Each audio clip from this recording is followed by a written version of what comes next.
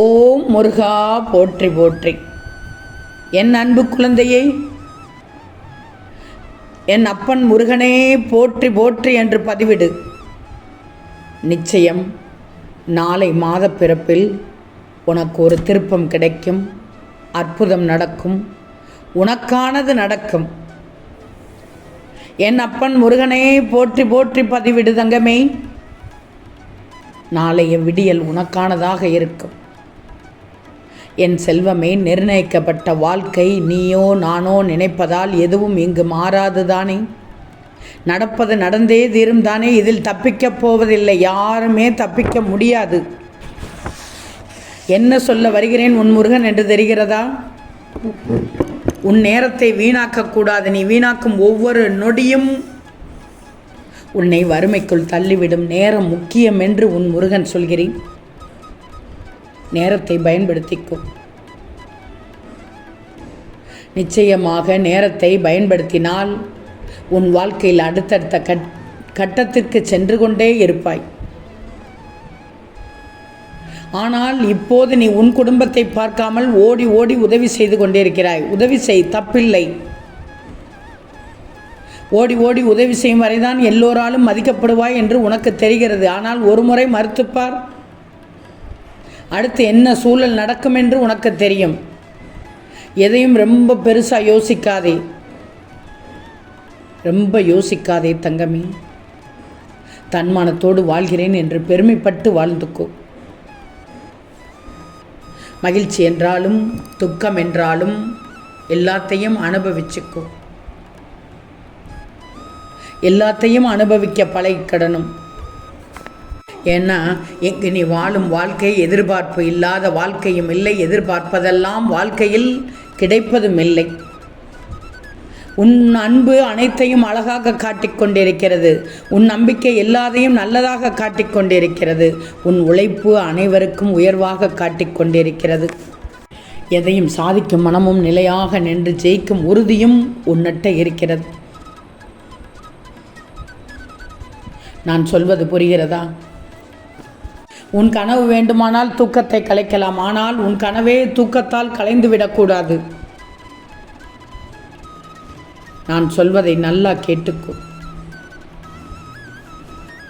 இந்த நேரத்தில் உனக்கான ஒரு 3 உண்மையை சொல்கிறேன், கேட்டுக்கோ. அன்பாக இருந்தால் ஏமாளி ஆகிவிடுவாய், உண்மையாக இருந்தால் முட்டாள் ஆகிவிடுவாய், நடித்தால் மட்டுமே நல்லவனாக இருப்பாய்.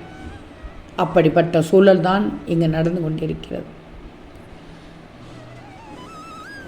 உன் குடும்பத்தில் பிரச்சனை இல்லாமல் பார்த்துக்கொள். குடும்பத்தில் பிரச்சனை பற்றி எரியும் போது யாரேனும் ஒருவர் விட்டு கொடுத்தாலே போதுமானது. கொஞ்சம் விட்டு கொடுக்க பழகிக்கும். எல்லோருக்கும் உதவி செய்கிறேன், ஓடி ஓடி செய்கிறேன் என்று உன் குடும்பத்தை விட்டு விடக்கூடாது. பணம் என்பது வெறும் எண்கள் தான். மகிழ்ச்சியாக இருக்க பணம் தேவைப்பட்டால் உன் தேடல் ஒருபோதும் நிச்சயமாக முடிவடையாது தங்கமே. யோசிச்சுப்பார்.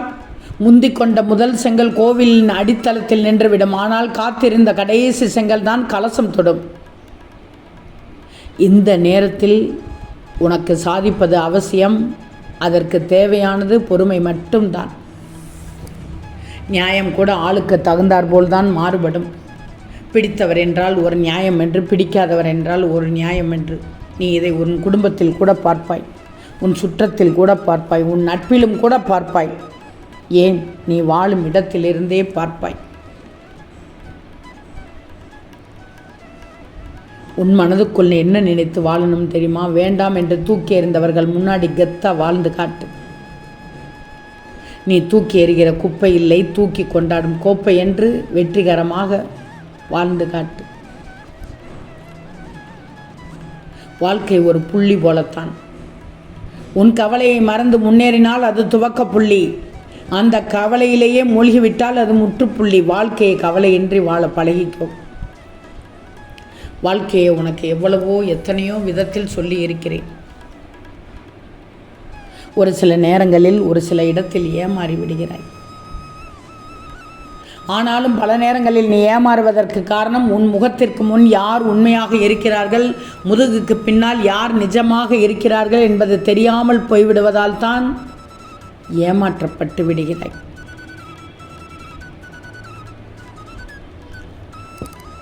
உனக்கு எப்போதும் மகிழ்ச்சி இருக்க வேண்டும் தானே? அப்போது நிலையான மகிழ்ச்சி இருக்க வேண்டும்னா உன்னுடைய வாழ்க்கையில் ஏற்படும் முரண்பாடான விஷயங்களை விட்டு சென்று விடு. ஏன்னா விட்டு கொடுப்பவர்கள் விவாதம் செய்ய தெரியாதவர்கள் அல்ல, விரும்பியவர்களின் மனம் விவாதத்தை விட உயர்ந்தது என்று எண்ணியவர்கள்தான். தங்கமி, நினைப்பானது தான் பொழப்பை கெடுத்துவிடும். வாழ்க்கை மிகச் சிறியது, ஆனால் வாழ்க்கை நீண்ட தூர பயணம். அன்பை அதிகமாக வச்சுக்கோ, கோபத்தை கஞ்சத்தனமாக வச்சுக்கோ, மன்னித்தல்களை விரைவாக வச்சுக்கோ. இதையெல்லாம் வெளிப்படுத்தி கற்றுக்கொள்.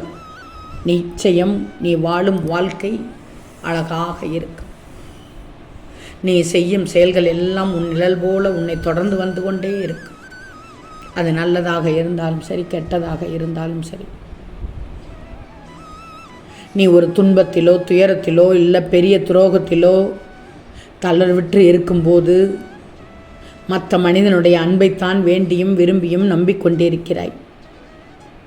அதுதான் இங்கே மனித சுபாவமாகவே இருக்கிறது. உனக்கு மட்டுமல்ல, எல்லோருக்கும் என்று சொல்ல வருகிறேன். எது உன்னை நோக்கி வருகிறதோ அதை அனுபவிக்க கற்றுக்கொள். வாழ்க்கை இனிக்கும்.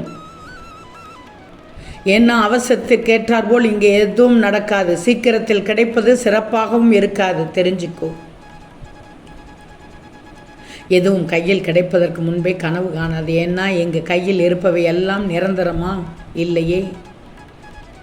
யாரிடம் எப்படி பழக வேண்டும்னு நீ தெரிஞ்சு பழகிட்டேன்னா ஏமாற்றங்களை தவிர்த்து கொள்ளலாம். ஒரு சில நேரத்தில் ஒரு சில இடத்தில் உன் மனம் உடைக்கப்படுவதால் தான் கண்ணீர் தார தாரையாக கொட்டுகிறது.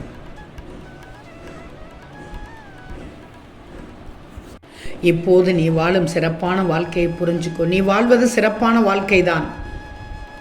இதனோடு எதுவும் நின்றோ முடிந்தோ விடாது. வாழ்நாள் முழுவதும் உன் கூடவே இருக்கும். உனக்கென்று நிம்மதியாக வாழ்வு மலர்ந்து கொண்டே இருக்கும். எப்போதும் துவண்டு விடக்கூடாது.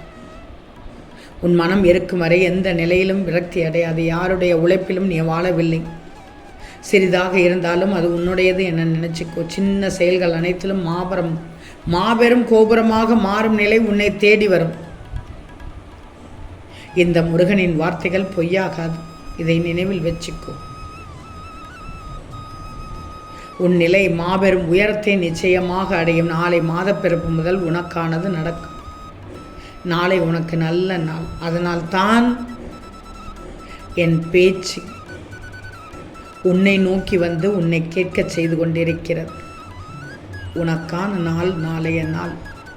உனக்காக நல்ல நேரம் நாளைய மாதப்பிறப்பு முதல். நீ விரும்பிய கேட்ட அனைத்தையும் ஒன்றன் பின் ஒன்றாக தரப்போகிறேன். என்னை அழைக்க நீ தயாராக இரு. என் ஆலயத்திற்கு வர நீ தயாராக இரு. ஓம் முருகா போற்றி போற்றி.